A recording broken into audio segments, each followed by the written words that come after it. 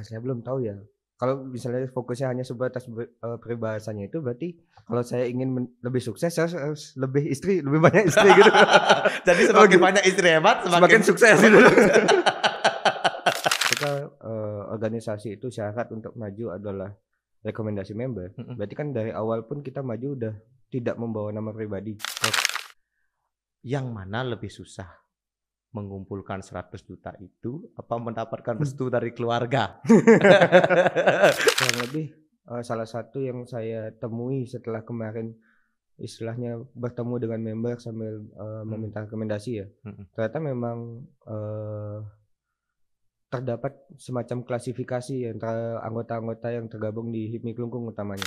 Nah, kalau kita tidak bisa berkomunikasi dengan baik, kita tidak berusaha mengenal siapa calon partner kita, itu kan tidak mungkin terjadi kolaborasi nih. Jangan-jangan nih Yudi ini jangan-jangan Yudi ini menjadikan HIPMI sebagai jembatan untuk terjun ke dunia politik ini.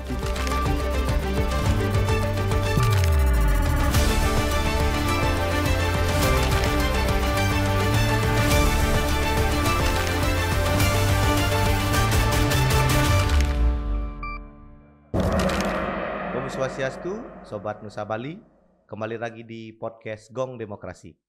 Bersama saya, Gede Hendru selaku host.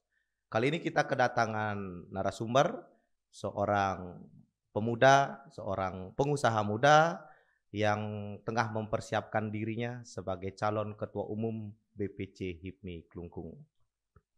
Di usianya yang relatif muda, dia sudah menekuni bisnis, sudah menekuni juga beberapa organisasi di bidang kepemudaan.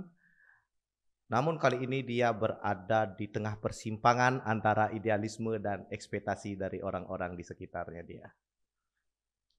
Nah, terkait dengan pencalonan dia, ada sesuatu hal yang menarik. Di dalam pencalonan sebagai ketua umum BPC HIPMI Kelungkung, dia berada di dalam kompetisi terbuka tetapi sebagai calon tunggal. Artinya hanya dia calon seorang diri sebagai ketua BPC HIPMI Kelungkung. Namun pertanyaannya, apakah dia sebagai calon tunggal ini tanpa tantangan? Oke, selanjutnya kita akan lanjutkan kepada narasumber. Siapa tak panggil? Yudi ya? Boleh aja. Yudi ya. Gimana kabar Yudi? Pasti nggak baik beliin. Gimana apa kesibukan akhir-akhir ini? Kesibukannya sejauh ini memang mempersiapkan diri juga dalam menuju proses niki pencalonan. Kebetulan saya juga ada di organisasi lain juga yang kebetulan memiliki agenda di tanggal yang sangat berdekatan. Jadi memang secara timeline itu lumayan sedikit membuat beban pikiran yang bertambah ya. Selain podcast, Yudi akan curhat di. Oke, apa yang melatar belakangi Yudi maju sebagai calon ketua HIPMI Kelungkung? Terutama kan pencalonannya tunggal nih di masa kepengurusan yang akan datang ini. Apa yang melatar belakangi Yudi sehingga memiliki tekad untuk maju sebagai ketua BPC HIPMI Kelungkung? Kalau misalnya ditarik ulur lagi ke belakang, sebenarnya kalau secara pribadi itu belum ada sebenarnya kepikiran, karena dari tiang untuk masuk ke organisasi ini pertimbangannya adalah saya ingin mencari ilmu, mencari relasi, karena ada satu kondisi di mana bahasanya saya kehilangan mentor saya terkait bidang bisnis ini terutama. Jadi basic yang saya lakukan adalah saya harus mencari nih di mana saya bisa mendapatkan ilmu terkait yang saya perlukan itu. Makanya ketika ada rekan yang mengajak saya untuk bergabung di organisasi HIPMI dan setelah saya cari tahu juga memang di dalamnya itu adalah para pengusaha. Saya sih berharapnya di awal saya dapat insight dari mereka, cara berpikir, potensi dan lain sebagainya yang sebelumnya mungkin seharusnya saya dapatkan dari mentor saya tapi belum bisa saya dapatkan. Itu untuk kenapa saya bergabung di HIPMI dulu. Kalau terkait pencalonan lebih ke sejauh ini mungkin bahasanya saya ingin belajar juga, karena kan belajar lebih mempertajam lagi lah bahasanya. Kalau soal organisasi kan yang sudah mulai dari organisasi yang tingkat remaja dulu. Tingkat remaja sudah, di sana kan pasti pola pikirnya akan berbeda dengan pengusaha. Nah, di sini juga saya ingin mencoba bagaimana cara untuk beradaptasi di lingkungan yang seperti ini dengan tekanan yang berbeda juga. Oke. Nah, itu merupakan satu tantangan baru buat saya. Oke. Jadi sebelum menekatkan diri ya bisa dibilang ya. Menekatkan ya. Menekatkan diri untuk maju sebagai ketua BPC IPMI Kelungkung, Yudi ini juga sudah menggaungi beberapa organisasi ya. Boleh diceritakan enggak sedikit apa saja organisasi yang pernah dikecimpungi lah. Oh, kalau terkait organisasi sebenarnya saya kan awalnya itu jebakan teman ya. ada jebakan teman. Ada jebakan teman ya. Kayak kalau udah urusan organisasi saya identik dengan jebakan itu bahasa itu. Di organisasi manapun jebakan itu saya kena terus tuh. Siapa itu temannya yang menjebak itu? Dia udah kabur. Udah kabur udah di Indonesia. Udah di Indonesia ada. Udah kabur di soalnya. Yudi kan tadi mengatakan bahwa Yudi masih ingin belajar dan mengasah diri ya. Saya bisa bilang di kondisi ketika saya merasa saya kehilangan mental, saya mendapatkan hal yang lain. Yaitu konsultasi seumur hidup. Siapa itu? Saya mendapatkan seorang pasangan yang bisa memberikan saya konseling gratis seumur hidup ya. Memberikan saya support, memberikan dukungan tuh. Jadi peran istri sangat berpengaruh besar ya. Iya. Udah langsung tahu itu istri saya. Ya. kan tadi ada bilang gitu juga kan. Ada bilang bahwa pengaruh daripada orang yang Anda temui sebagai teman konseling itu berpengaruh besar ya. Berpengaruh besar ya. Karena konselingnya seumur hidup nih. Seumur hidup konseling tuh. Dari awal drop sampai sekarang pun masih tetap konseling nih. Oke. Makanya itu bayarnya saya nggak stop tuh. Tetap lanjut bayar. Tagihannya per bulan terus ya. Tagihannya per bulan dan by request. Feedbacknya harus tetap ada itu. Tolong buat istrinya Yudi. Tagihannya kalau bisa jangan per bulan ya. Kalau bisa per minggu lah.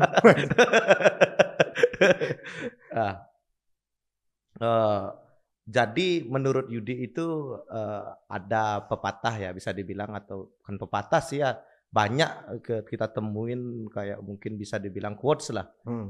Di balik pria sukses terdapat istri yang hebat. Apakah itu relevan buat Yudi? Saya belum tahu ya.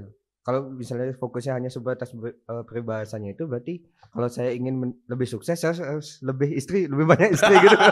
Jadi semakin banyak istri hebat semakin sukses gitu. Masuk akal.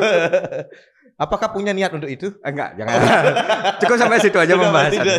Pembahasannya cukup sampai di situ saja. Jadi kita ngomongin Yudi sebagai calon ketua HIPMI Kelungkung. Nah, kita ngomongin ini kan calon ketua HIPMI ini adalah sebuah posisi yang notabene Yudi harus memimpin orang-orang yang notabene adalah para pengusaha muda. Kan seperti itu ya, kurang lebih gambarannya. Menurut Yudi ini bagaimana itu? Apa tantangannya? Ada nggak ekspektasi yang membuat Yudi itu merasa diri itu kayak berat nih bakal jadi calon ketua HIPMI kayak gitu, ada nggak? Kalau terkait berat atau tidaknya kan setiap keputusan itu pasti ada konsekuensinya ya, termasuk ketika masuk menuju ke pencalonan ini kan syarat-syaratnya itu sudah ditentukan dari organisasi kan. Salah satu syaratnya adalah rekomendasi dari member atau anggota HIPMI yang sudah terdaftar. Oh, jadi untuk maju jadi calon ketua harus ada rekomendasi dari anggota. Harus dapat rekomendasi. Kalau nggak salah itu 50% atau bagaimana itu. Dari jumlah membernya? Dari jumlah member. Oke. Kalau udah bahasanya rekomendasi kan pasti semua yang memberikan rekomendasi itu memiliki ekspektasi. Memiliki keinginan. Mereka pengennya organisasi ini ke depannya seperti apa. Mereka ingin program yang bisa kita lakukan atau harapan mereka itu yang mungkin bahasanya mereka sangat perlukan lah bahasanya. Karena Hmm, kan organisasi HIPMI kalau kita bilang pengusaha itu kan lingkupnya sangat luas ya, Bro, ya. betul. Nah, itu dah. Mungkin setelah saya cari rekomendasi kemarin itu dengan menemui Mm-mm. kurang lebih dua bukan 20, 15 anggota secara langsung, Mm-mm. saya kurang lebih mendapatkan beberapa insight lah untuk Oke, itu. oke, oke. Kalau terkait ekspektasi pasti ada. Oke. Apa ya menurut Yudi apakah ekspektasi-ekspektasi yang harus Yudi akomodir ya bisa dibilang ya dari teman-teman di member itu kira-kira menjadi beban nggak dalam pencalonan Yudi itu? Kalau beban itu sebenarnya relatif ya. Hmm. Kalau terkait beban ya tergantung kembali ke organisasinya itu sendiri. Mm-mm. Kenapa saya bilang kembali ke organisasi? Karena di pemikiran saya, Mm-mm. ketika organisasi itu syarat untuk maju adalah rekomendasi member, Mm-mm. berarti kan dari awal pun kita maju udah tidak membawa nama pribadi. Oke. Kita membawa kita maju dengan atas dukungan dari lebih dari satu orang tuh, kurang Oh, lebih dari member betul. 50%. Iya, iya, iya, iya. Nah, dengan seperti itu harusnya apa ya saya bilang ya? Hmm. eh Gimana saya bilang ngebahasnya? Saya takut salah ngomong soalnya di sini. Gimana ada artinya apakah menurut Yudi sebuah ekspektasi itu adalah suatu hal yang wajar dari member-member itu? Kalau ekspektasi itu pasti wajar karena kita Wajar. ketika melakukan suatu hal kan pasti ada target yang kita ingin capai gitu. Oke. Cuma dari awal pun juga saya bilang ini sudah dari pengalaman di Mm-mm. beberapa organisasi sebelumnya, Mm-mm. kebijakan-kebijakan itu tidak akan bisa 100% mengakomodir semua member gitu. Betul, betul. Jadi mungkin dari semua apa bahasanya ya? Mm-mm. Dari semua masukan, dari Mm-mm. semua eh, kritik dan saran yang Mm-mm. mereka sampaikan Mm-mm. ketika saya minta rekomendasi mungkin itu bahasanya akan saya rangkum Mm-mm. sebisa mungkin yang mungkin tidak keseluruhan tapi sekurang-kurangnya bisa mengakomodir Oke. mayoritas dari Mayoritas anggota. dari mereka. Oke. Selebihnya kalau dibilang itu beban, nah kembali lagi kalau soal beban karena maju sebagai tidak dengan perseorangan, Mm-mm. kalau memang kedepannya mereka juga ikut kontribusi atau misalnya berperan aktif dalam kepengurusan, saya Mm. yakin itu tidak akan terlalu menjadi beban. Oke, Kalau oke. saya maju dengan nama pribadi dan menjalankan organisasi itu sendiri, Mm-mm. apalagi konteksnya pengusaha ya, Mm-mm. semuanya itu adalah owner Benar. Ya, atau yang posisi tertinggi di posisi setiap tertinggi di usaha setiap itu pasti usaha akan jadi mereka. beban sih kalau saya Iya. maju Iya. pure sendiri. Iya. Oke, jadi seperti itu ya. Nah, kalau dari diri Yudi sendiri maupun dari lingkungan, dari keluarga, ada nggak ekspektasi-ekspektasi yang menjadi beban? Ini kan tadi kan ngomongin dari member gitu Nah, nih. Ini dari segi bisa dibilang faktor internal lah, dari keluarga, dari diri sendiri terutama. Ada nggak gini ya ekspektasinya? kalau ekspektasi sebenarnya dari keluarga tidak terlalu muluk-muluk ya, maksudnya Mm-mm.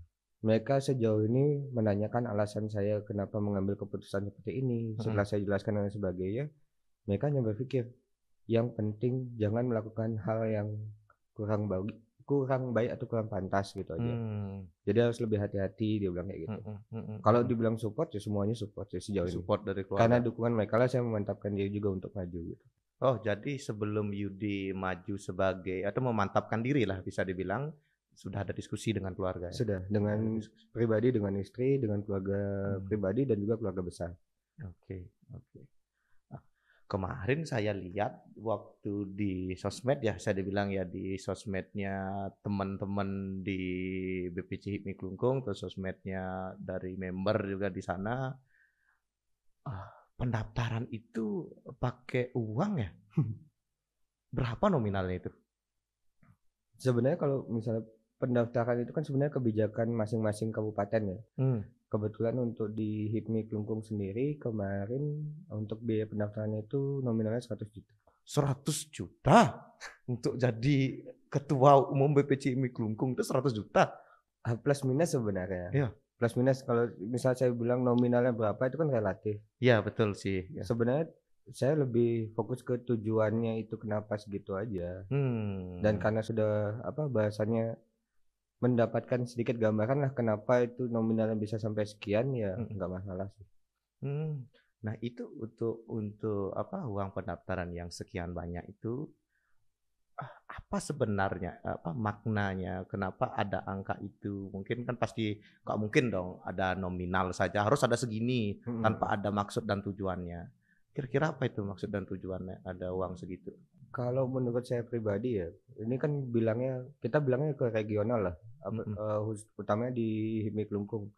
Mungkin kenapa nominalnya bisa sampai demikian, mhm. karena sejauh yang saya kan sudah bergabung dari kepengurusan sebelumnya. Oke. Rata-rata member itu yang saya lihat itu, eee, kebe beberapa itu merupakan pengusaha-pengusaha yang masih baru merintis. Mmm, Mungkin konteksnya kenapa, biaya pendaftaran itu sejumlah itu, mhm. atau kurang lebih mungkin untuk meyakinkan bahwa, di kepengurusan berikutnya program kerja itu bisa terakomodasi Oke, gitu. Jadi jadi nominalnya itu kurang lebih segitu. untuk menggaransi ya Ya, artinya mungkin bahasanya seperti itu. berapa tahun sih, masa kepengurusan jadi ketua BPJMI? Untuk HIPMI kalau nggak salah itu 3 tahun. 3 Iya tahun. 3 tahun, sampai 2028 ya kalau ya.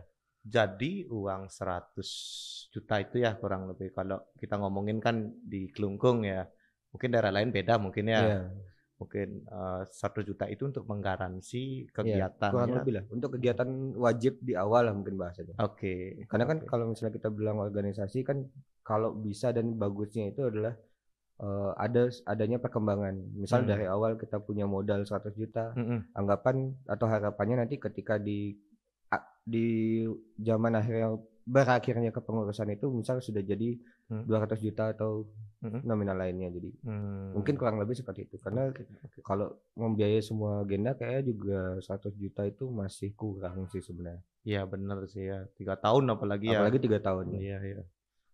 Nah, sekarang kan ada pertanyaan yang muncul dari apa yang sudah Yudi jelaskan. Mmm. Pertanyaannya itu, yang mana lebih susah? Mengumpulkan 100 juta itu, apa mendapatkan restu dari keluarga?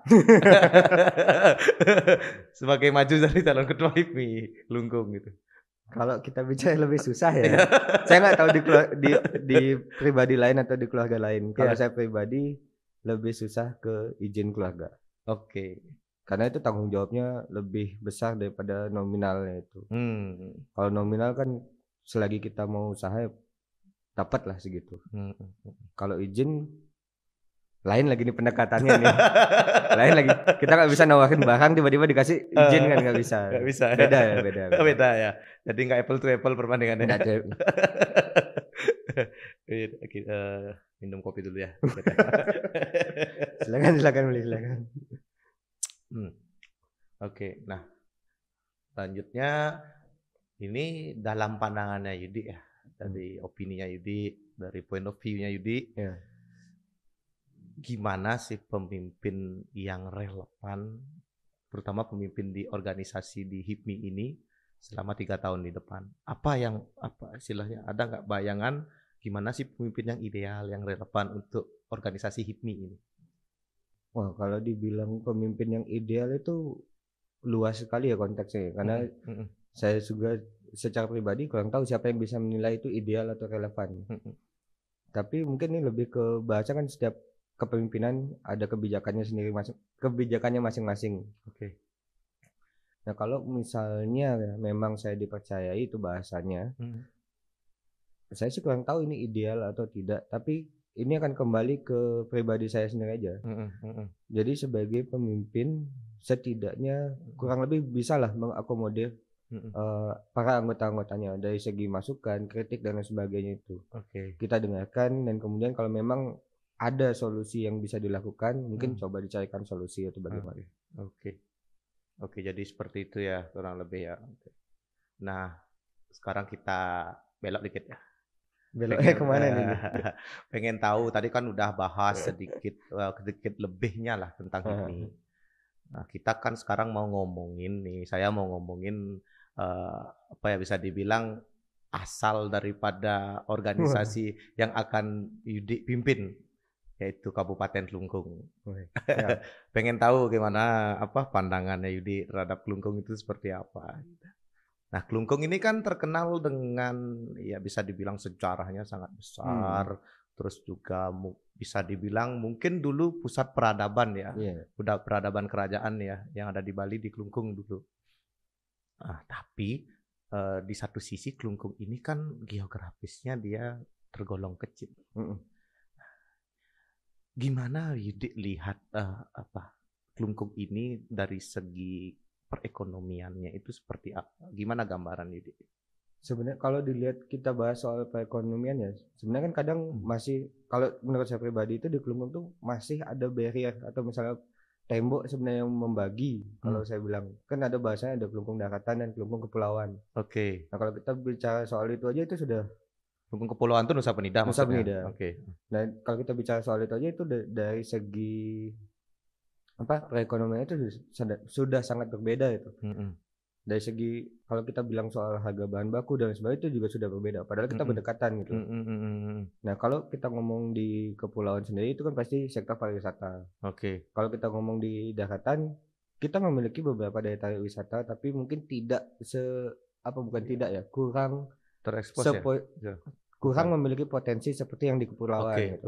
Kalau misalnya di daratan lebih mungkin ke pariwisata yang berbasis sejarah. Nah untuk era sekarang mungkin itu agak sedikit kurang diminati ya, karena rata-rata pariwisatawan kan kunjungannya itu pasti inginnya liburan. Oke. Nah kalau kalau kita bicara lagi soal ekonomi, sebenarnya ini yang harus saya bilang ya, secara pribadi itu kayak kita tuh masih belum terlalu memfasilitasi semuanya gitu. Memfasilitasi semuanya itu dalam konteks apa?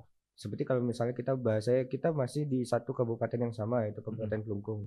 Tapi secara yang saya ketahui sendiri masih sedikit anggota kita yang berasal dari Klungkung Kepulauan. Nah padahal kalau kita bicara soal potensi, kita bicara soal apa, mereka memiliki itu semua gitu.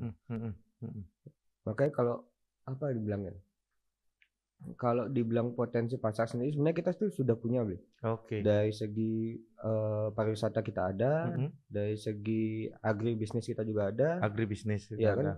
Semua orang kadang mencari bahan baku itu di Klungkung loh. Oke. Pasar kita lumayan terkenal juga di sana. Pasar yang di mana? Pasar Klungkung, pasar kota yang sekarang lagi yang sudah selesai direvitalisasi. Pasar Galiran juga lumayan terkenal. Kalau misalnya kita bicara soal budaya, kita punya kain endek juga, dan itu juga lumayan terkenal kan. Kadang ada orang yang dari kabupaten lain sengaja ke Klungkung berkunjung ke pasar untuk mendapatkan kain. Jadi banyak komoditas banyak juga sekali di potensinya sebenarnya. Cuma mungkin kalau secara organisasi mungkin masih belum terlalu terdengar gaung dan impactnya ya. Jadi masih agak kurang bisa merangkul semuanya. Bukan saya bilang nggak bisa ya, masih. Kalau kita bilang ke semuanya itu masih belum. Ya artinya masih perlu evaluasi dan ada ginilah, kalau bisa ada perubahan mungkin yang membawa ke arah yang lebih baik. Lebih mungkin ke penyesuaian lagi sih, Kalau perubahan kayaknya enggak. Oke. Nah dalam konteks itu gimana Yudik melihat peran HIPMI, terutama HIPMI BPC Klungkung terutama ya, dalam hal untuk ikut berperan serta memajukan perekonomian di Kabupaten Klungkung? Ya baik, kalau kita bicara lagi soal organisasi HIPMI yang dasarnya memang pengusaha ya, kita kan tetap berkaca bahwa HIPMI ini, utamanya HIPMI Klungkung itu adalah organisasi cabang. Jadi kita secara tidak langsung memang sudah ada aturan yang mengikat, mau itu ke provinsi maupun ke yang nasional gitu. Aturan-aturannya sudah ada dan sudah jelas gitu. Makanya salah satu syarat yang mungkin akan menjadi bukan penghalang sih, bahasanya ya, pertimbangan banyak UMKM untuk bergabung dengan HIPMI adalah syarat terbaru dari aturan itu memiliki badan hukum yang jelas. Oke. Jadi ngomongin masalah UMKM juga, kebetulan Yudi bahas UMKM. Gimana Yudi lihat UMKM ini? Apakah UMKM ini terutama UMKM lokal ya yang ada di Klungkung ya, memiliki potensi menjadi kekuatan ekonomi untuk Kabupaten Klungkung yang tumbuh dan berkelanjutan? Kalau kita ngomong potensi, sebenarnya kalau kita berbicara soal potensi, sebenarnya Klungkung punya semuanya. Itu saya bilang tadi dari kain endek dan beberapa juga oleh-oleh yang tradisional misalnya kayak kacang itu kan sebenarnya mereka juga belinya ada di Klungkung. Kacang, keripik dan lain sebagainya itu dari Klungkung. Mereka kan dari UMKM. Sebenarnya kita bisa fasilitasi jadi UMKM. Kita menjadi jembatan Untuk UMKM yang ingin berkembang, misal kita bisa menyalurkan produknya dengan menggunakan jaringan atau relasi yang kita punya. Oke. Jadi kan dari pasarnya yang hanya sebatas ruang lingkup kabupaten, dengan relasi dan jaringan yang kita punya di HIPMI yang sudah terorganisir, Oke. kita bisa memperluas itu dari yang awalnya skala kabupaten bisa menjadi skala provinsi. Kalau memang misalkan lebih optimal lagi, mungkin skala nasional hingga internasional juga bisa. Jadi Yudi juga memiliki apa ya, bisa bilang keinginan atau bisa dibilang memiliki tekad untuk menjadikan HIPMI itu menjadi sahabat UMKM. Kalau keinginan pasti ada, Bli. Pasti ada Keinginan ya. pasti ada. Sebisa mungkin saya ingin membuat HIPMI itu lebih dikenal dan lebih berdampak untuk banyak orang. Oke, jadi itu gini Kurang ya. lebih ya. Jadi ngomongin masalah apa ya, masalah bahwa HIPMI itu sebagai jembatan ya, bisa dibilang jembatan bagaimana caranya membantu UMKM untuk mendapatkan pangsa pasar mungkin yang lebih luas, kan kurang lebih seperti itu. Menurut Yudi, di dalam berorganisasi terutama, seberapa penting sih konektivitas, relasi, dan lain sebagainya itu dalam mengembangkan suatu usaha? Menurut saya, karena saya sudah mulai bahasanya apa ya? Karena saya sudah mulai masuk dan terlibat di, anggaplah organisasi ini saya menyebutnya circle ya, misalnya bahasanya ya. Itu peluang yang sebenarnya ada itu sangat besar nih. Cuma kadang mungkin entah itu dari segi informasi atau semacamnya itu kadang masih belum tersampaikan gitu loh. Oke. Kalau peluang itu pasti sangat banyak. Makanya relasi dan lain sebagainya itu sangat penting menurut saya. Apalagi kalau kita fokusnya ingin mengembangkan ya. Itu relasi itu sangat penting menurut saya. Jadi dengan kita berorganisasi terutama, artinya Yudi bisa dikatakan apa ya, bisa dibilang organisasi itu salah satu privilege-nya dia adalah mendapatkan relasi dan koneksi ya. Salah satunya itu termasuk salah satu alasan kenapa saya ikut bergabung HIPMI ke organisasi ini. Untuk mengenal entah dari pengusaha dengan jenis bisnis yang sama di kabupaten kota lain, itu memperluas cangkupan saya. Kalau misalnya saya ada bahasanya dapat proyek atau tender tuh loh. Oke, jadi ya di sana pastikan tentunya setiap orang itu pun ada maksud dan tujuannya dalam melakukan sesuatu hal, termasuk berorganisasi, kan seperti itu. Ketika melakukan sesuatu kita pasti punya tujuannya, Bli. Betul. Nggak mungkin ada yang terlalu apa ya bilangnya, idealis atau terlalu mungkin jiwanya terlalu jiwa pengabdiannya terlalu besar. Jiwa ayahnya ya. Saya masuk organisasi ini untuk ngayah, kecuali STT ya. STT wajib. Tapi kan mereka pun STT pun pasti ya bisa dibilang ngayahnya itu karena kan ada hal-hal atau nilai-nilai yang diambil dari proses. Tapi jangan salah, relasi itu dimulai dari STT, Bli. Relasi paling basic itu dimulai dari STT. Tidak tanpa ada syarat yang terlalu mengikat.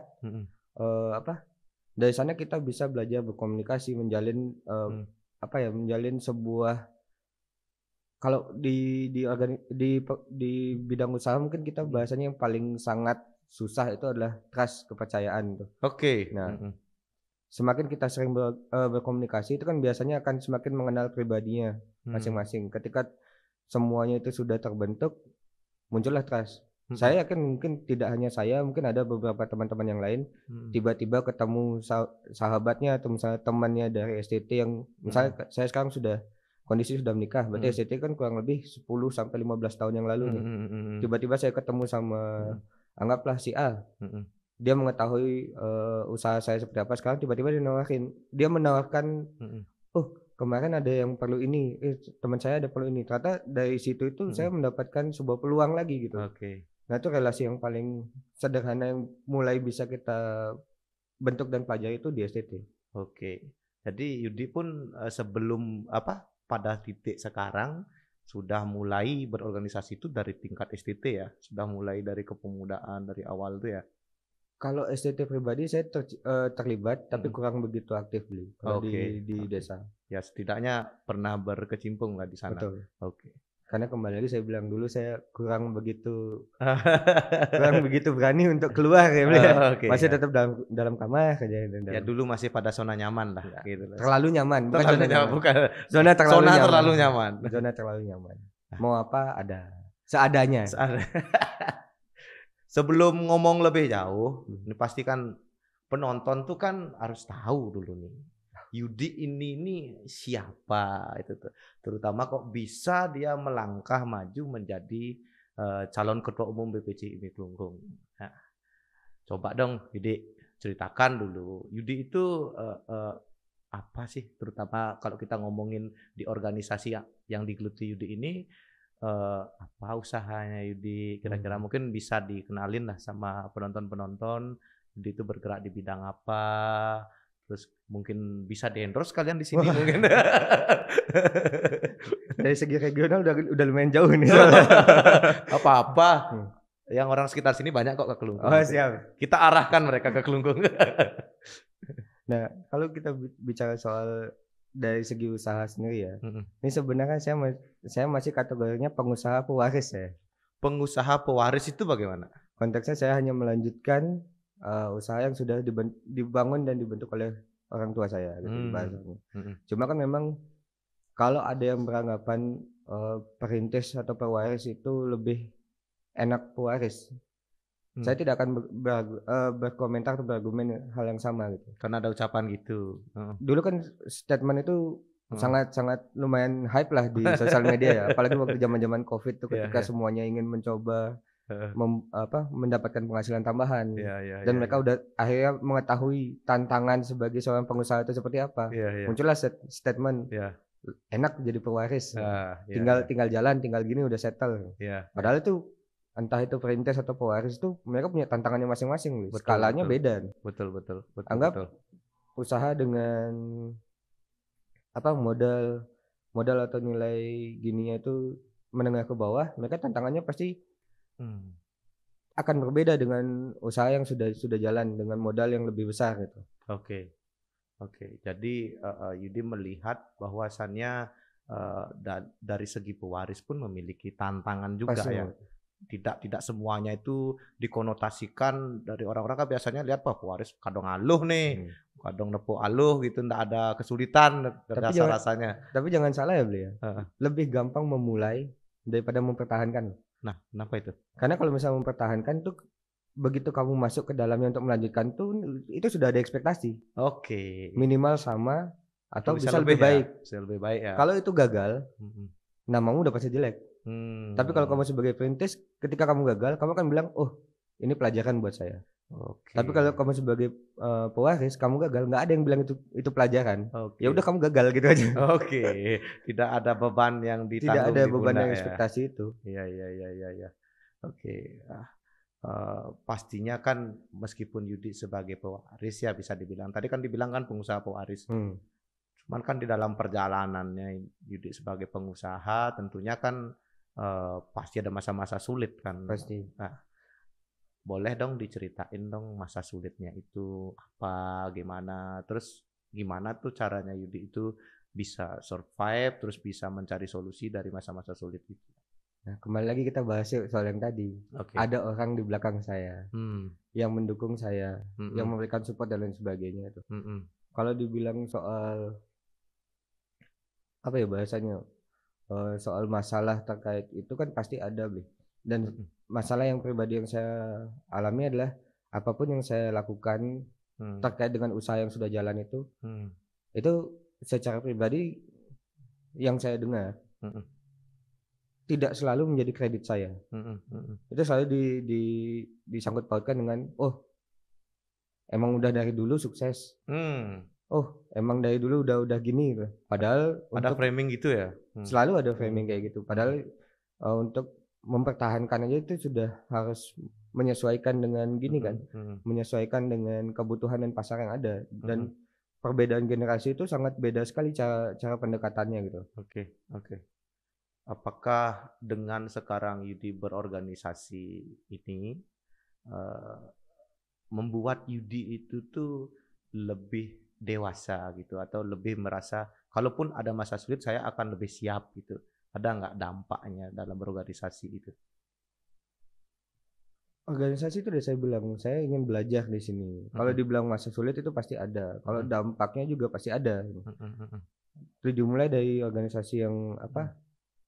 Kita bilanglah skalanya ke lebih ke anak muda itu. Saya kan ada tergabung juga di organisasi Jigek Bagus. Nah, di sana saya mulai belajar dulu hal yang paling basic adalah mengenali dan mengetahui bahwa pola pikir dan sifat orang itu berbeda-beda. Penerimaan orang itu juga berbeda-beda dan bagaimana kita menyikapi itu gitu. Ketika masuk ke organisasi yang lebih serius bahasanya, bukan saya bilang itu tidak serius ya. Itu tempat saya belajar juga, tempat adik-adik juga yang lain itu belajar. Tapi kan kalau kita bicara soal kapasitas anggotanya, anak remaja sama pengusaha itu udah beda itu dari segi pola pikir dan lain sebagainya itu sudah di tingkatan yang berbeda menurut saya. Jadi kalau misalnya saya sudah mulai belajar untuk beradaptasi di kalangan apa bahasanya? Saya kalau bilang mungkin agak sedikit lebih sensitif saya bilang.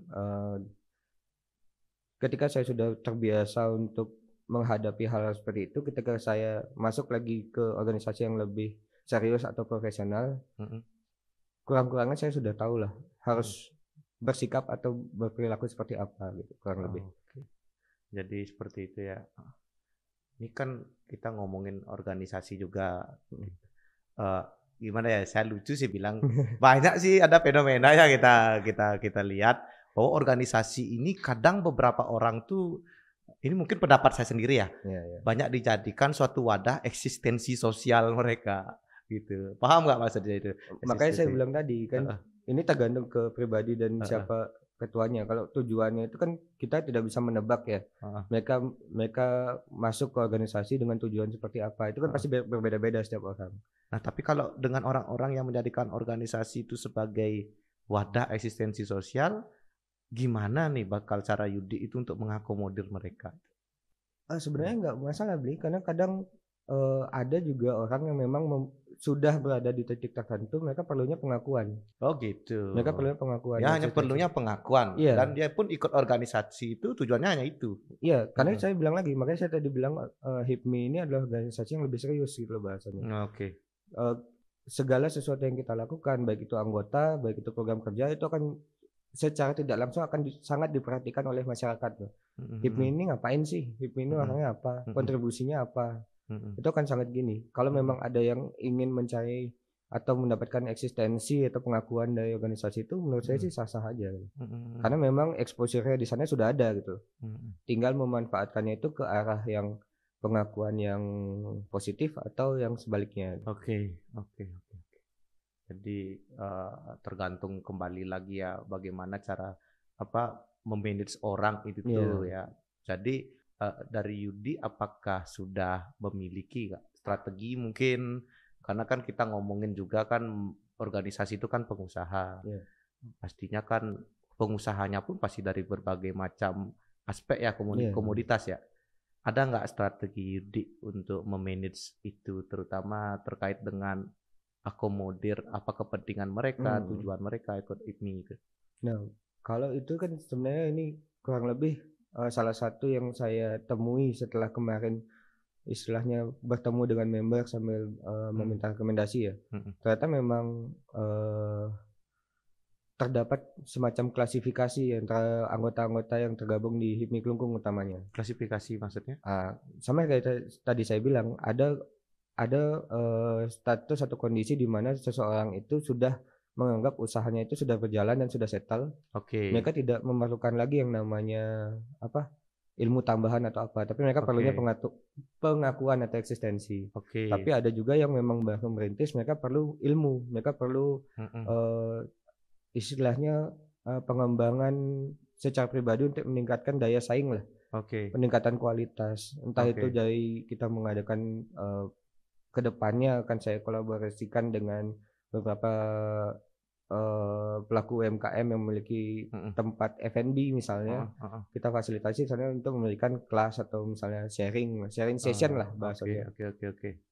Jadi tujuan klasifikasi itu tuh untuk memilah ya, bisa dibilang ya, apa yang diperlukan kan itu jadinya kan? Heeh.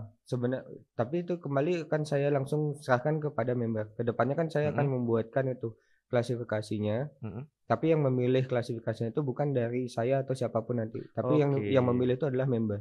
oke. Karena seperti yang saya bilang tadi, kita tidak tahu tujuan orang itu Apa seperti gitu? apa gitu. Heeh, heeh. Ada yang misalnya saya nganggap, oh dia ini masih baru mulai nih, Mhm, dia masih mhm, perlu pengetahuan, tapi ternyata dia sudah di kondisi meskipun dia baru mulai, dia sudah punya bekal yang mantap. Jadi mhm, dia perlu diwadahi untuk bertemu dengan, mhm, eee, bahasanya pengusaha-pengusaha yang lebih yang potensi untuk mhm, mengembangkan iya, iya, usahanya. iya, iya, Jadi iya, iya, iya, dia tidak perlu apa, pembekalan materi lagi. iya, iya, iya. Dia hanya perlu ruang untuk menjalin kalau bahasanya di HIPMI mungkin lebih dikenal business matching gitu. Business matching. Oke, oke, oke, oke. Jadi nanti Yudi akan memfasilitasi ya dengan memberikan pilihan ya gitu ya Iya, nanti mungkin pada member ya. iya, Mhm, dengan itu mungkin ketika tujuan mereka itu mereka dapatkan mhm, secara langsung mungkin mhm. kontribusi atau misalnya partisipasinya nanti terhadap organisasi seharusnya lebih optimal gitu. Oke. Biar nggak nanti, saya masuk ke organisasi ini saya pengennya dapat materi nih, oh Mhm. ternyata fokusnya hanya sebatas business matching. Oke, Sedangkan oke. saya di kondisi, saya aja belum tahu nih seharusnya saya harus Harus ngapain. ngapain? Nah, Betul, betul. Eee, Gimana nih, ya, bisa dibilang, harus juga dikasih pemahaman ya kepada teman-teman juga.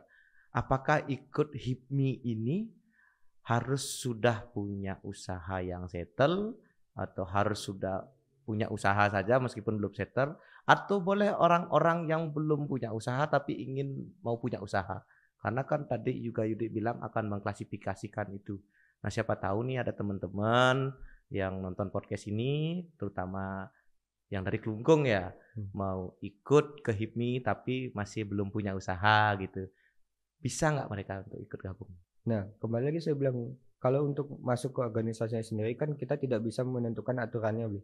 Hmm, Karena kita itu merupakan organisasi cabang yang aturannya sudah diatur dari PO dan ADART dari organisasi di provinsi dan dari pusat utamanya, oke. PO itu apa? Pedoman organisasi? pedoman organisasi. Heeh, heeh. Nah, makanya tadi saya bilang kan kadang syarat utama yang mungkin agak penghalang, bukan Mhm, penghalang juga, yang mungkin agak sedikit memberatkan orang untuk bisa bergabung di organisasi ini adalah badan hukum. Kalau soal mmm, izin, NIB saya yakin semuanya mhm, sudah memiliki mhm, itu, mhm, tapi untuk memiliki badan hukum mungkin perlu pertimbangan dan perlu proses juga untuk akhirnya mmm, menetapkan, "Oh saya ingin mendirikan usaha yang berbadan hukum." Nah, mhm, mhm. jadi usaha-usaha yang berbadan hukum itu yang secara administrasi itu baru memiliki hak untuk bergabung dengan HIPMI. Oh Nah, gitu. ke depannya mungkin saya akan bilang bahasanya, kan ini memang kita pun semuanya yang tergabung di sana kan pasti ingin mendapatkan informasi. Mhm, Itu udah secara umum lah kayak gitu. mhm, mhm. Mungkin ke depannya saya akan membuatkan khusus lagi, bahasanya itu kalau di saya rencana itu masih sebatas HIPMI Kelungkung Hub. HIPMI Kelungkung Hub, Ya, apa itu? itu semacam grup nanti, grup Mmm, mungkin di WhatsApp, mungkin di Tele atau dimanapun itu nanti, mhm, di mana di dalam itu terdapat member HIPMI utamanya. mhm. Dan juga, mungkin mereka akan mereferensikan, grup itu ke orang yang memiliki potensial atau memiliki ketertarikan untuk bergabung ke HIPMI. Oke. Kurang lebih mereka tahu dulu, HIPMI itu seperti Seperti apa, apa dulu? ya karena kalau misalnya orang kurang tahu Mhm, benefit-nya buat mereka mungkin ya, minat untuk bergabungnya juga berkurang gitu loh. Tapi oke, setelah tahu potensi-potensi yang bisa didapatkan oke. dengan bahasanya apa ya, dengan jaminan misalnya Mhm, setelah dia bergabung, setelah dia apa itu, mhm. apa yang dicari itu memang bisa didapatkan di organisasi, mungkin dia akan mulai, memenuhi semua syarat-syarat yang diperlukan untuk mendaftar sebagai member, gitu. Oke, jadi Yudi ingin mengembangkan dulu ya informasi biar orang tuh kenal dulu HIPMI itu Iya, apa. Sehingga dengan melakukan hal itu pun sebenarnya secara tidak langsung, apa ya, bisa dibilang karena pertanyaannya juga saya pun masih bertanya itu, "HIPMI mhm. ini apa sih?" Gitu Nah, loh. sama kayak saya bilang tadi soal STT, Blik.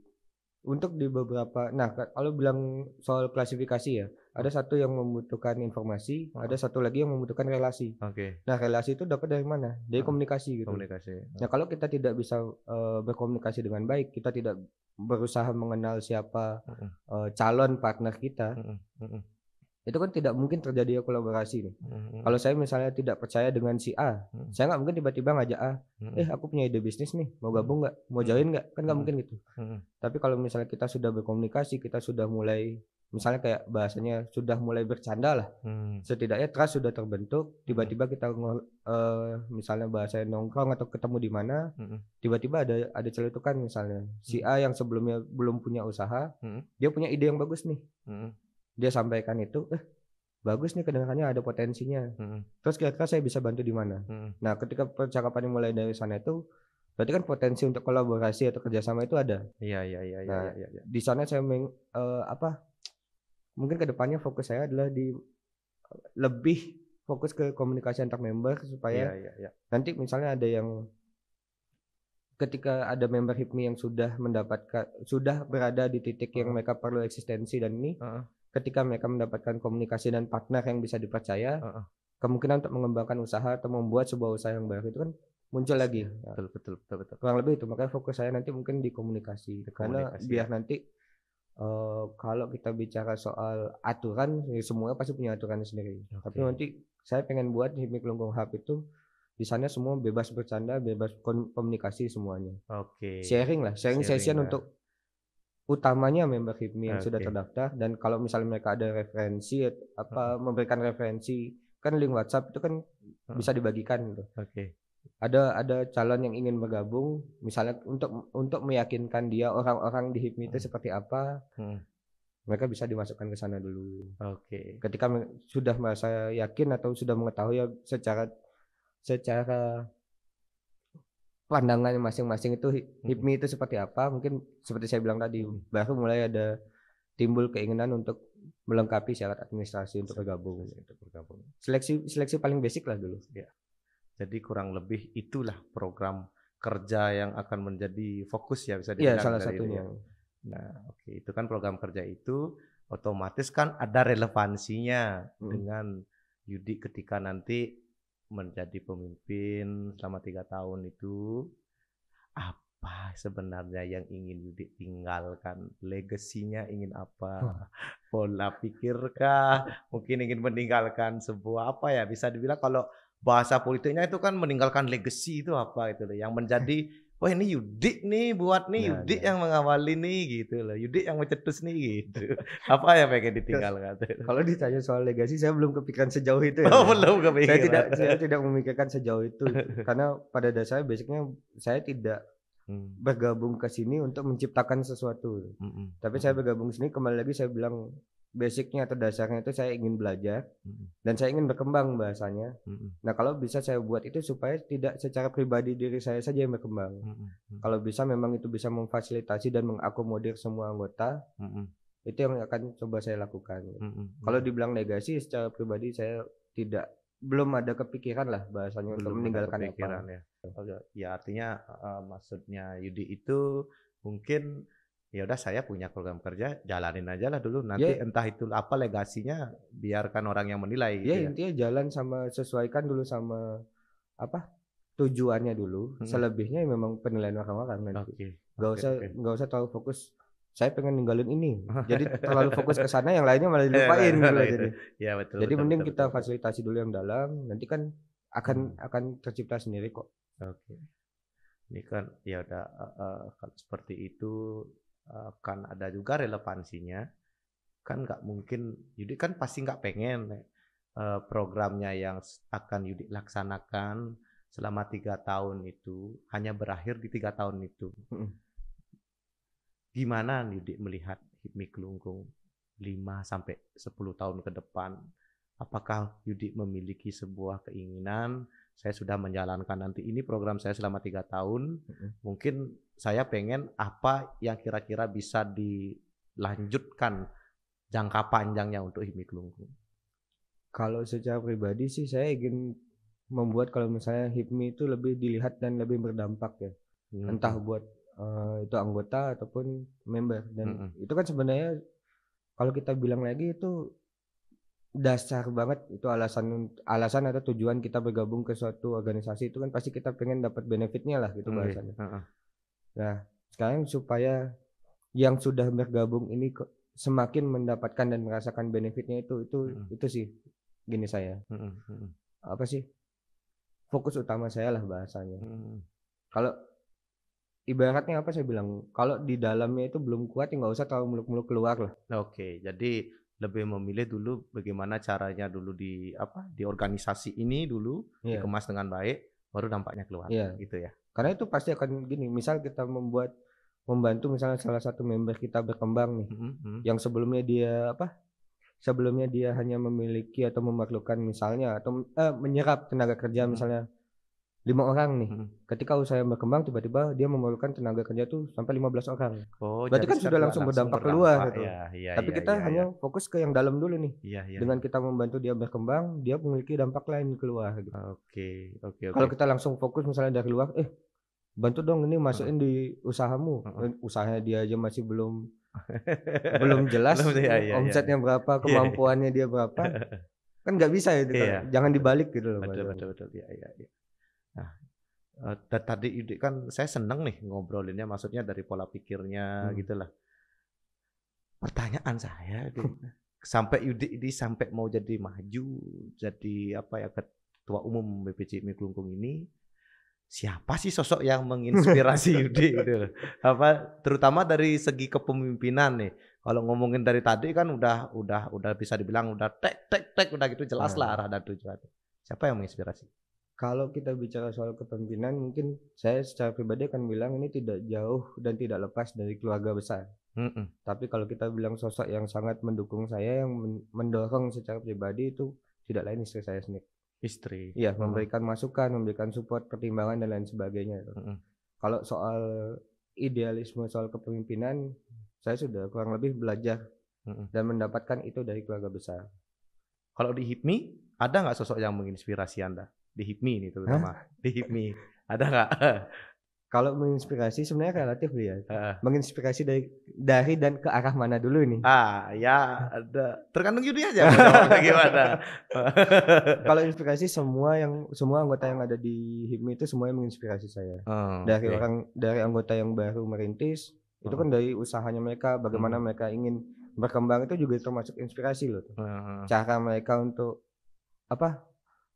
kebijakan atau misalnya apapun yang mereka lakukan untuk memastikan usahanya berkembang, itu inspirasi juga. Dia bisa melakukan caranya ini loh. Dengan cara ini dia bisa mendapatkan pasar yang baru. Dari semua member HIPMI itu saya belajar seperti itu. Kalau misalnya sosok secara pribadi itu tidak bisa saya nilai secara gini ya, karena memang semuanya itu masing-masing punya dampaknya dan apa ya bilangnya, masing-masing itu punya nilai sendiri buat saya. Artinya tidak ada satu sosok yang memang sentral itu, tapi Yudi melihat dari terutama pengalaman orang gitu. Nah, itulah yang Yudi jadikan bahan inspirasi. Gitu. Kalau secara pribadi, itu udah saya bilang tadi, masing-masing anggota itu punya nilainya sendiri-sendiri. Kalau memang yang benar-benar berdampak buat saya itu tergantung saya nanti mengambilnya ke arah mana. Apakah yang dia lakukan saat ini itu cocok sama saya atau ada keterkaitannya sama saya atau tidak gitu.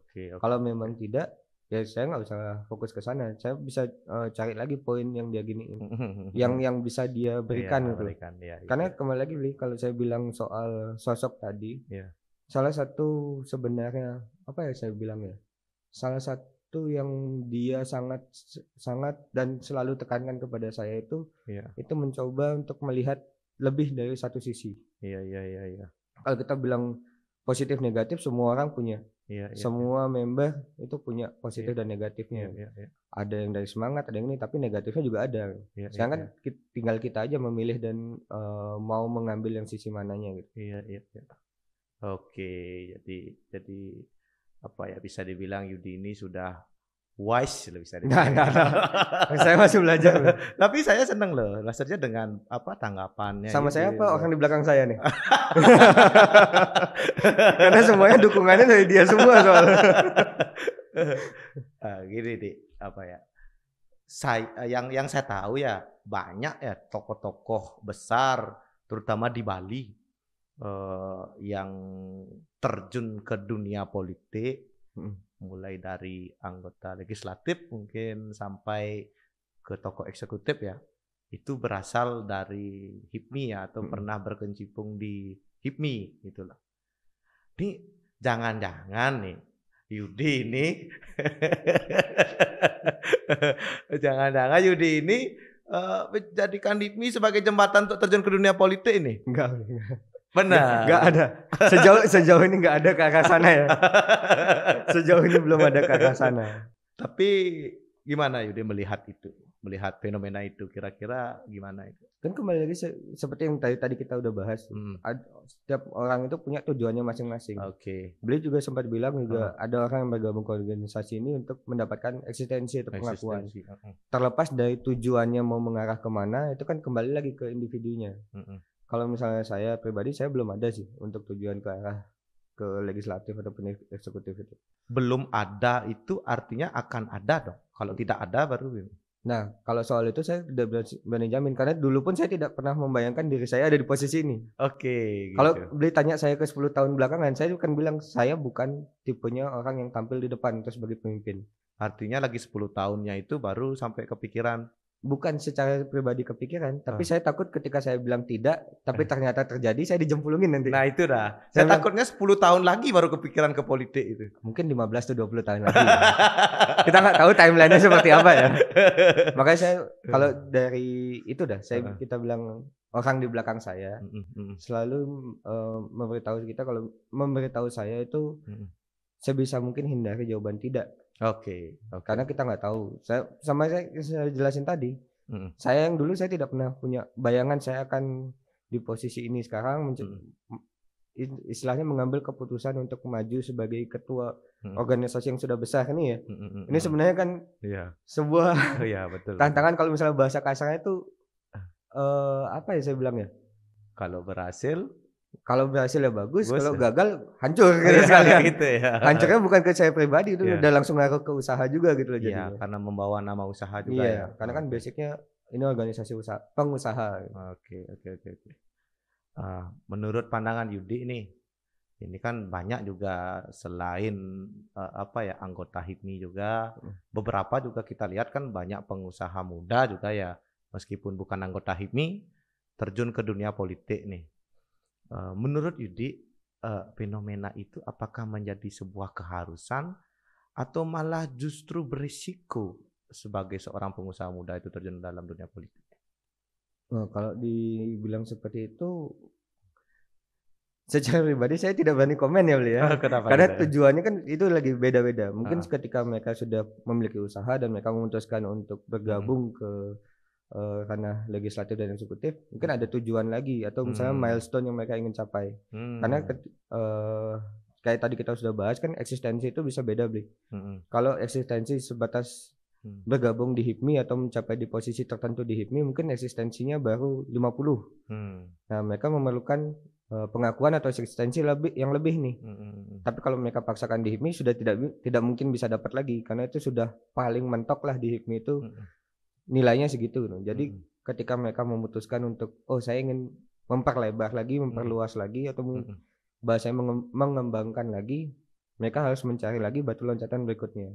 Dan itu dengan jalan ke dunia politik mungkin ya. Terlepas dari jalan yang mereka pilih itu kembali ke individu masing-masing. Entah mau jadi mau terjun ke dunia politik, entah di malah investasi atau apapun itu kan sebenarnya pilihan masing-masing lah gitu. Ya, tergantung mereka ya. Iya, tergantung kembali ke individunya aja. Nih ngomongin Yudi nih kemarin. Lagi. Kalau seandainya Yudi nanti apa ini? Tahu saya belum siap nih. Jangan bilang seandainya. Kita akan sedikit berfantasi sedikit. Fantasi saya agak sedikit beda soalnya. Kita sama nggak di fantasinya?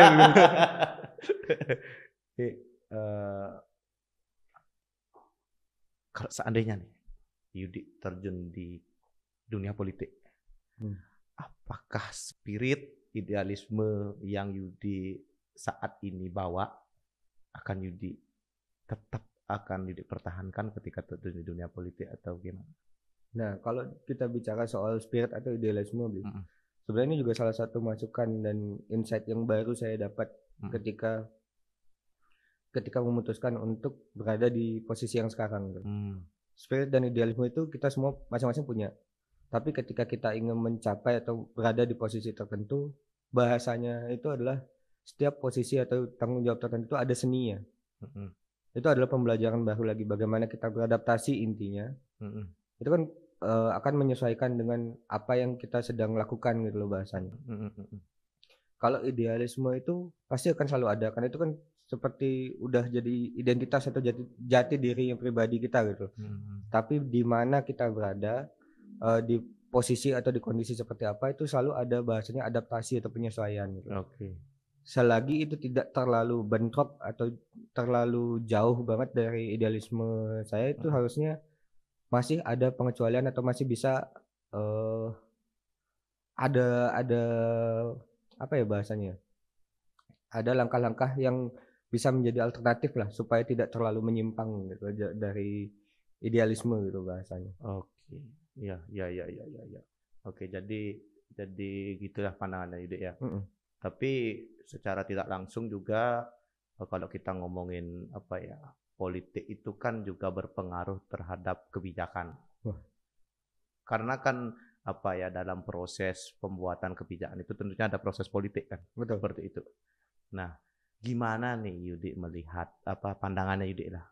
Apakah pandangan Yudik itu HIPMI itu hanya sebagai sebuah wadah organisasi untuk berekspresi, berkoneksi?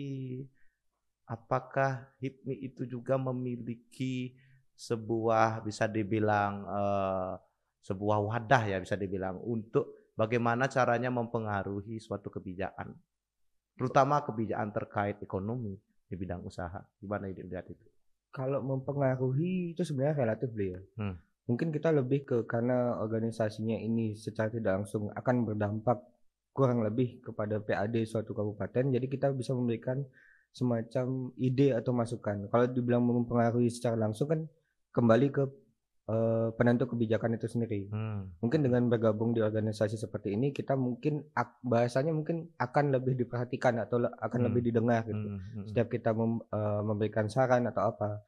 Karena kita memang secara tidak langsung semua pengusaha yang ada di suatu kabupaten atau misalnya daerah tertentu itu kan, berdampak Hmm. untuk jalannya pemerintahan karena kita juga Hmm. menyumbang untuk PAD lah bahasanya kan. Hmm. Hmm. Kita juga menyumbang untuk itu Hmm. mungkin, arahan-arahan atau yang apapun masalah yang kita temui di lapangan itu Hmm. bisa kita sampaikan. Ketika Hmm. memang itu, misalnya sejalan atau sesuai dengan visi misi dari penentu kebijakannya mungkin itu akan lebih dipertimbangkan Hmm. daripada kita bahasanya tanpa tanpa ada bargaining, tanpa Hmm. ada posisi tertentu, kita mengajukan sebuah masukan gitu. Iya.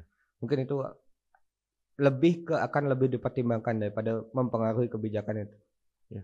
Kalau dari Yudik sendiri, terutama untuk di Kabupaten Kelungkung, gimana pendekatannya Yudik itu? Terutama kepada pemerintah ya, terutama terkait dengan mungkin regulasi, kebijakan. Gimana pendekatan Yudik, pendekatan Yudik nantinya sebagai ketua BPC HIPMI Kelungkung? Kolaborasi itu penting, Bli. Hmm. Kalau kita bicara soal pemerintahan itu pasti akan saya coba lakukan. Hmm. Kenapa? Karena kalau kita bicara soal letak geografis ya, Hmm. apalagi misalnya kita bicara soal anggota lah dulu, anggota HIPMI Kelungkung kan memang ada beberapa anggota yang memiliki usaha di luar Kabupaten Kelungkung sendiri. Hmm. Tapi ada juga usaha yang memang baru merintis dan berada di Kabupaten Kelungkung. Hmm. Kolaborasi yang bisa kita lakukan adalah dengan mendekati beberapa instansi, misalnya kalau dari segi pemerintah dan lain sebagainya itu Hmm. misal ketika mereka sedang menjalankan sebuah kegiatan atau event itu kita minimal, bisa untuk ikut serta dilibatkan. Hmm. Misal mereka mengadakan pameran itu kan sebenarnya sudah lumrah itu. Hmm. Festival atau apapun itu pameran yang berbau ekonomi, koperasi dan lain Hmm. sebagainya, penanaman modal, informasi-informasi seperti itu kalau bisa kita dilibatkan dan kita bisa, membagikan informasi itu ke anggota, Hmm. mungkin ada 1 dari 2 yang ternyata membutuhkan informasi itu. Hmm. Jadi, eee, menurut saya sih sangat penting ya untuk menjalin komunikasi dengan pemerintahan. Pemerintah ya. Iya, Jadi itu pendekatannya Yudik iya, nanti akan lebih ke sana ya. iya. Oke, pertanyaan terakhir. Iya, Ini biar silakan. nggak serius terus ya. Dari tadi kan mulai dari nanya organisasi, terus kita ke politik juga nih. Saya masih bingung sebenarnya kok bisa mengarah ke politik ya sebenarnya. Iya, karena memang itu yang saya pengen memang dari podcast ini. Ini jadi saya bingung nih, saya maju sebagai apa ini sebenarnya? Sebagai kader kah? Wah, makin susah ini pembahasan. Sudah Nggak, terpikirkan jangan. Sudah sampai situ aja.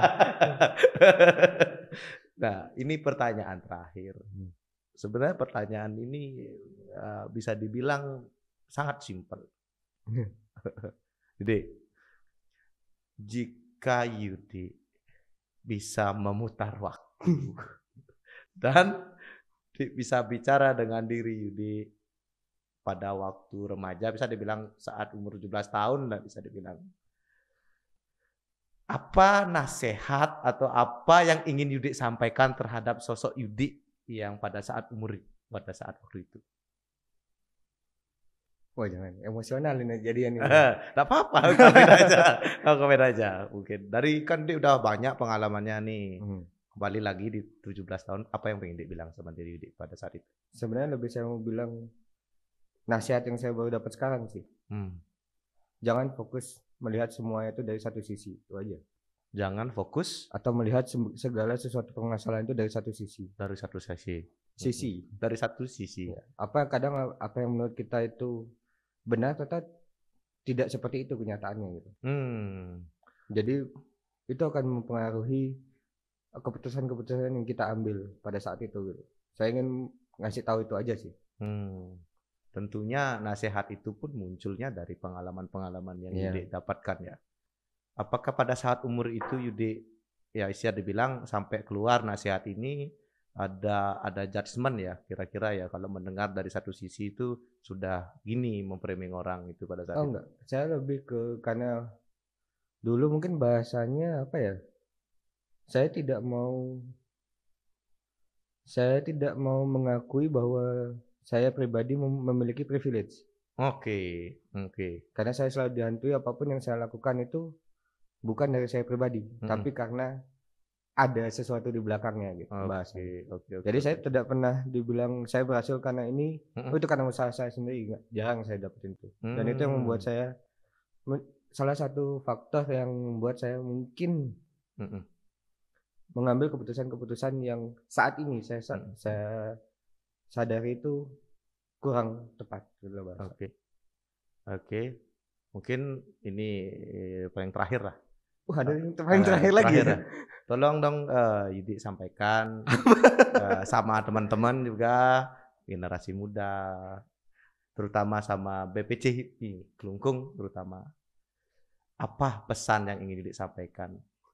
Mungkin ada sesuatu hal, mungkin kalau bisa pemuda, kalau bisa seperti ini gitu lah. Apa pesannya kepada pemuda dan terutama BPC Kelungkung? Iya. Kalau ditanya ini saya nggak berani ngasih pesan karena saya itu bukan pribadi yang bagus-bagus banget sebenarnya. Tidak apa-apa, kasih aja opini ya Yudi apa. Mungkin pesannya lebih ke yang tadi itu sangat berdampak sangat besar di semua keputusan nanti. Mending lebih baik ketika kalian menghadapi sebuah permasalahan atau kondisi apapun itu, coba mencari tahu dan melihatnya tidak hanya dari satu sisi itu aja. Karena itu sangat mempengaruhi sekali keputusan yang akan kalian ambil. Jadi itu pesannya. Iya. Jadi pesan dari Pandey Kadek Yudiarta, calon ketua BPC HIPMI Kelungkung kepada pemuda dan masyarakat terutama member BPC HIPMI Kelungkung adalah jangan pernah melihat permasalahan dari satu sisi. Oke, Didi, terima kasih. Terima kasih banyak atas waktunya. Banyak mendapat insight juga. Terus banyak juga mendapatkan informasi terutama terkait dengan apa sih usaha itu dan lain sebagainya. Mungkin yang bisa saya ucapkan semoga Yudi sukses di dalam perjalanannya menjadi calon ketua umum BPC HIPMI Kelungkung. Semoga di dalam kapan gini ya pemilihannya? Rangkaian muscapnya itu tanggal 26 April. 26 April. Ya. Semoga pada tanggal 26 April itu semua berjalan sukses. Semua berjalan seperti apa yang menjadi kehendak daripada Yudi. Kalau bisa tidak ada halangan-halangan lah, gitulah. Tidak ada drama-drama lah. Kalau bahasa di HIPMI turbulensi. Ada turbulensi. Semoga tidak ada turbulensi. Oke, Yudi, sukses selalu ya. Ya, Terima kasih, semoga Henry. sehat selalu juga untuk keluarga. Terima kasih atas perhatiannya kepada teman-teman yang ada di rumah. Saksikan lagi episode berikutnya di podcast Gong Demokrasi, persembahan dari Nusa Bali bersama saya Gede Hendru selaku host. Saya mohon maaf apabila ada salah kata, salah perbuatan selama podcast ini. Saya tutup dengan para mesanti. Om Santi Santi Santi Om.